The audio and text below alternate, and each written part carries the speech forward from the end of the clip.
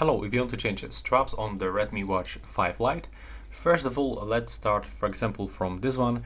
And as you can see, when you take a look closer, we can find this small silver button. So to remove strap, we have to move this button to the left side. So we can use, for example, your fingernail. And as you can see right now, when you move it, it will actually easily be removed from this two attachments.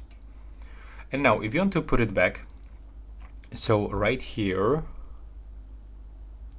let me just catch focus on it. As you can see right here, we can find a small hole on the left and the right one. And now we have to insert this part inside this hole, put it over this attachment, and now move this into the left side, like that. Take a look. You move it to the left side, and now you put it a little bit lower. If it is not working, just repeat. There we go. So that's how we can actually do this. But as you can see right now, I just attach it like upside down. So I have to actually do this one more time. But that's how it actually looks. And that will be all. Thanks for watching.